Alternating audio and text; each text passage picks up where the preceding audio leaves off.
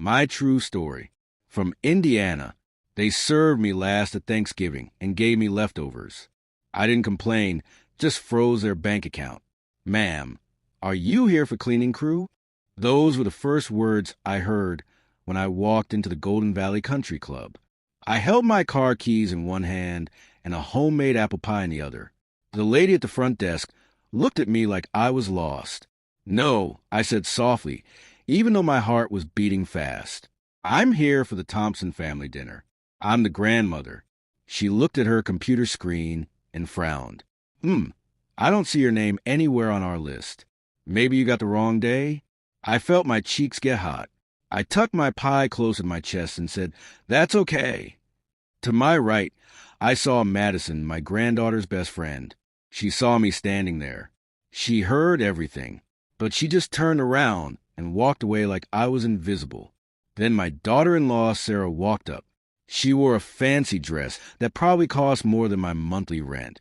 Her nails were painted bright red, and she had a big smile that didn't reach her eyes. "Oh, Linda," she said, taking my hand, but not in a nice way. More like she was trying to control me. "We talked about this, remember? We're doing modern this year. No old-style cooking or energy." I swallowed hard and lifted up my pie.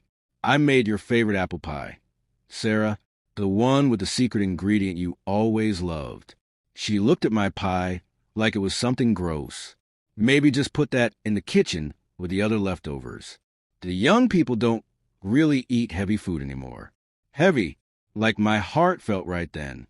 When I asked where I would be sitting, she smiled that fake smile again. "We thought you could sit at the small table by the kitchen. You know, so you can help if we need anything." I felt dizzy. The kitchen table? But this is a family dinner. "Well," she said, "you're only staying for one night, right? Just for the meal?" I tried to keep my voice steady. Then I heard my granddaughter Emma talking to her friend. "Grandma's here? UGH. She's going to tell those boring stories about the old days again." They both started giggling. Just then, my son David walked over. He put his arm around Sarah and looked at me with tired eyes. "Mom," he said quietly, "please don't make this difficult. You're just here for dinner. Don't make it weird like you did at Dad's birthday party." He didn't wait for me to say anything. He just walked away with Sarah. I stood there alone. I didn't argue. I didn't cry. I just followed them to the dining room. When we got there, I saw a big, beautiful table with fancy plates and flowers. Everyone had a pretty name card in gold writing. David, Sarah, Emma, Madison. But not mine. I looked around and saw a tiny table pushed against the wall near the kitchen door. There was a paper plate and a plastic fork waiting for me. I sat down by myself. Nobody brought me water. Nobody asked if I was okay. I watched my family sitting at the big table, laughing and raising their glasses. David stood up with his wine. "Let's toast the family," he said, "and to moving forward in life." Sarah raised her glass too. "And to leaving the past behind us," she added, looking right at me. "No more old baggage weighing us down." Baggage. That's what I was to them. Old baggage. I looked at my paper plate. Someone had put some cold turkey on it, some hard stuffing, and gravy that looked like jelly. This was my Thanksgiving dinner. Leftovers from leftovers. After everyone finished eating, a man with a microphone stood up. He was Sarah's brother, brought in to make the evening feel special. "Tonight we want to hear from the people who matter most," he said. "The ones who built this family." Emma talked about her new job. Madison talked about her college plans. Sarah talked about their new house. David gave a speech about success and moving up in the world.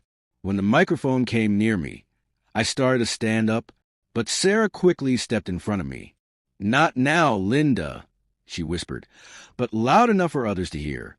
"This isn't your time. Don't embarrass us again." I felt like everyone was staring at me, but nobody said anything to help me. Nobody told Sarah she was being mean. I just sat back down in my little chair by the kitchen door. Then they brought out a big chocolate cake. It had fancy writing that said, "To the family that built this dream." I looked for my name on the cake. It wasn't there. David stood up again with his wine glass. "We built this success together," he said. through hard work and smart choices. He looked around the room, but his eyes skipped right over me. And we did it without letting old problems hold us back. Old problems. That's what I was now. I looked at that cake. I looked at their happy faces. I looked at my son who I raised by myself after his father died, the son I worked 2 jobs for, the son I helped through college. And then I smiled, but it wasn't a happy smile. It was a smile of someone who just remembered something important.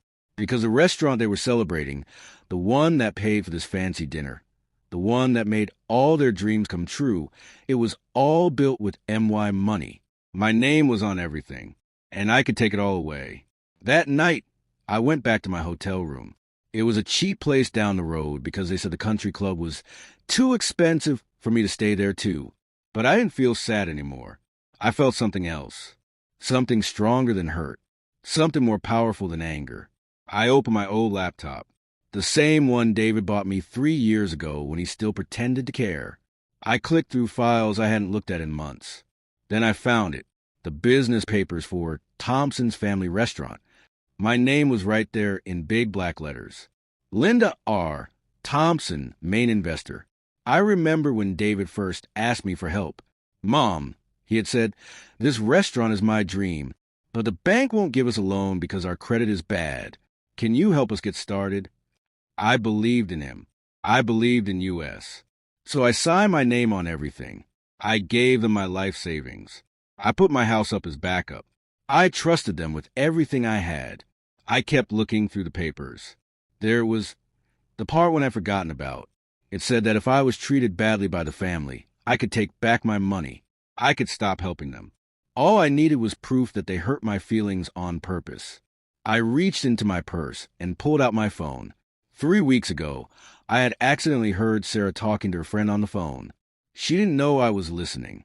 "Linda is just our money machine," Sarah had said, laughing. "She gives us whatever we want and never says no. It's kind of sad, really."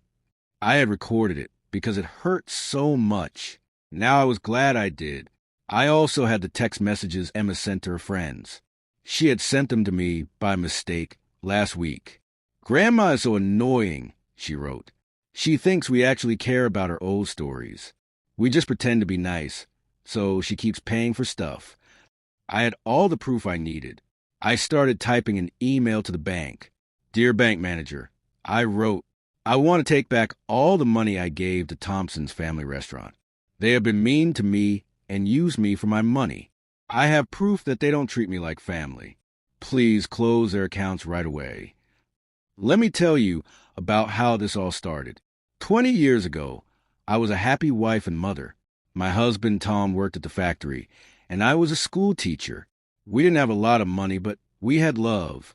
We had a nice little house and big dreams for David's future. Then Tom got sick. Really, really sick. The doctor said he had cancer, and it was bad. I spent 2 years driving him to the hospital every week. I sold my jewelry to pay for his medicine. I worked extra hours teaching to pay the bills. When Tom died, I promised him I would take care of our son. David was already married to Sarah then. They lived far away in a big fancy town. I thought if I moved closer, we could be a real family again. So I sold my house and bought a small apartment near them. I tried to visit, but Sarah always had excuses. "We're busy, Linda. Maybe next week. The kids have plans." Then David came to me with his restaurant idea. "Mom, I've always wanted to own a restaurant," he said. "Sarah knows about business, and I know about food, but we need money to get started.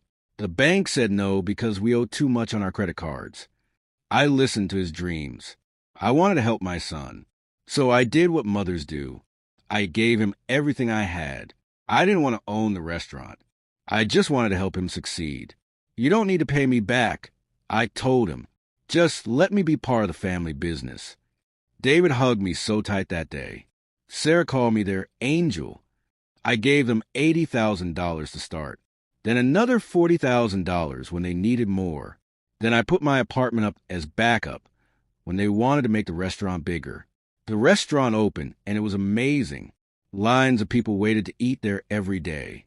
The newspaper wrote articles about them. Young couple brings big city food to small town. They smiled in every picture, but my name was never mentioned anywhere. At first, I didn't mind.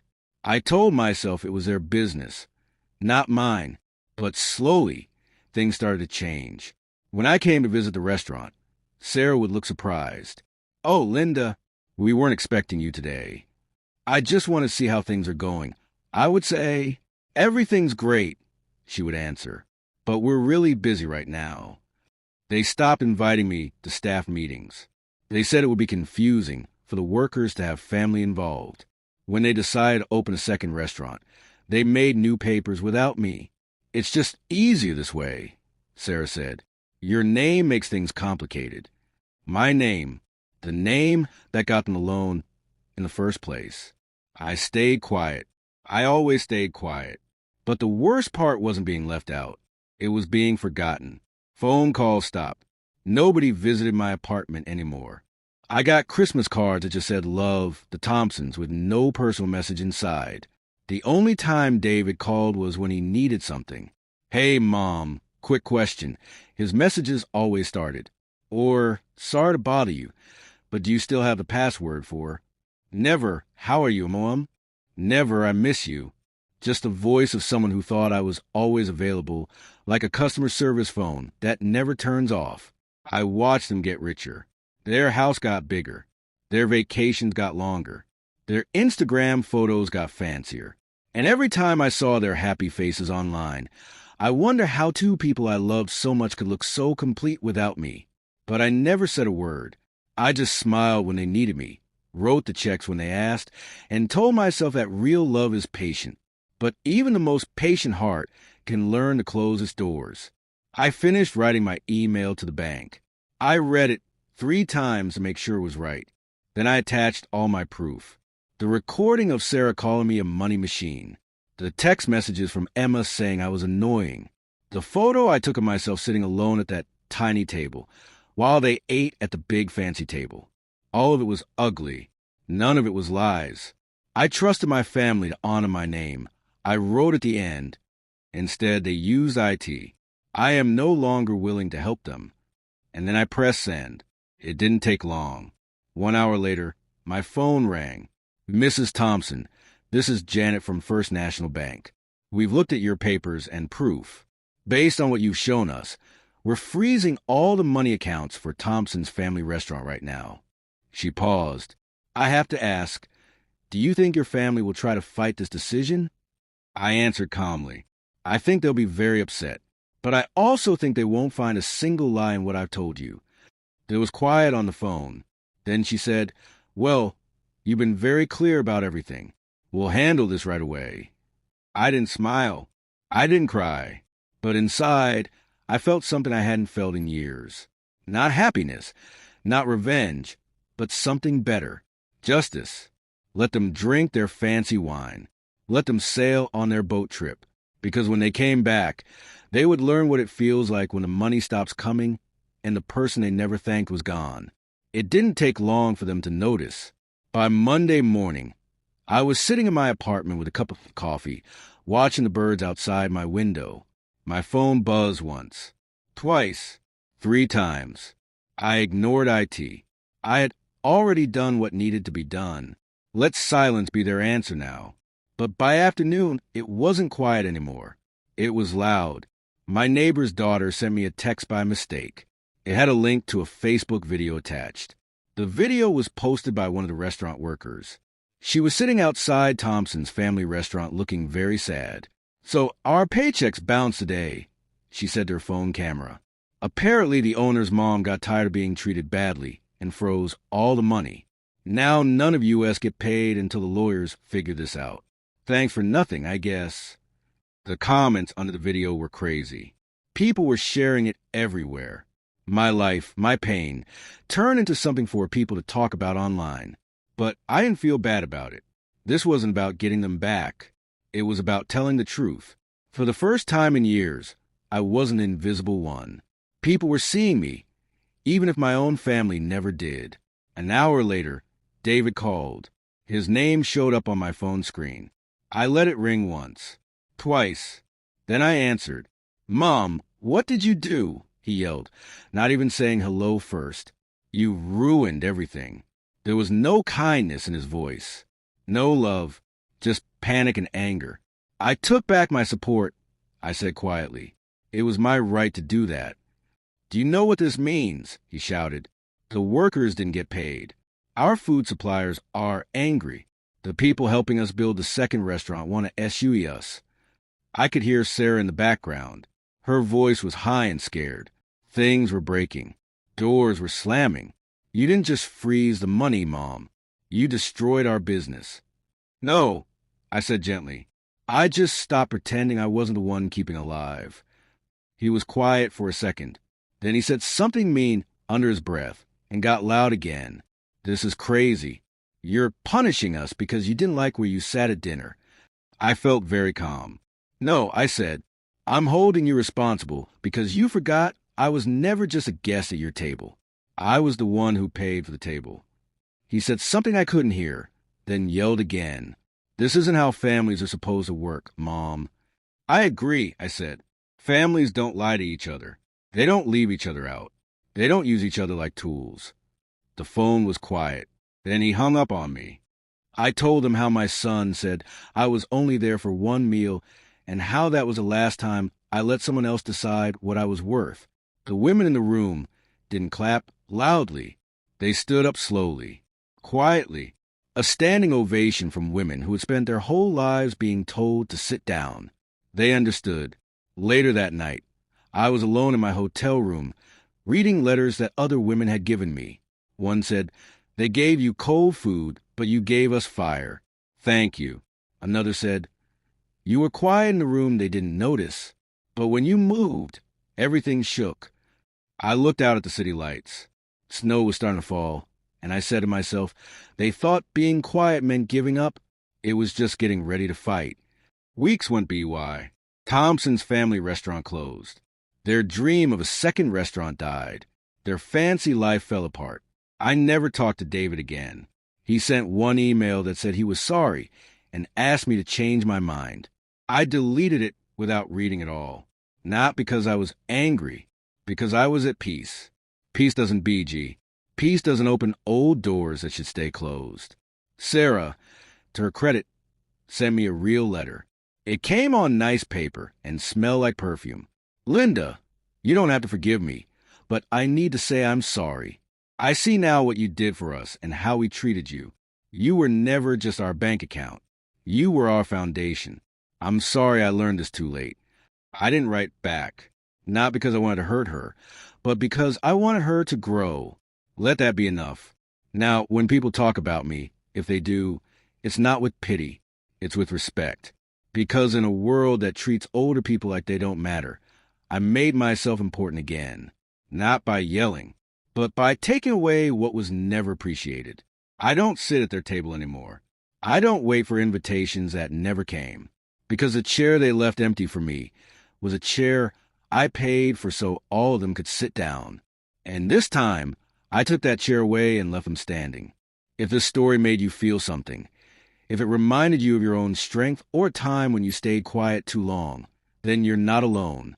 Every chair you were denied, every room you were left out of, every time they called you just something, you were more than that. And it's time the world hears us. Subscribe for more true stories of quiet women who remembered exactly who they were and what they built. Because getting even has no time limit. And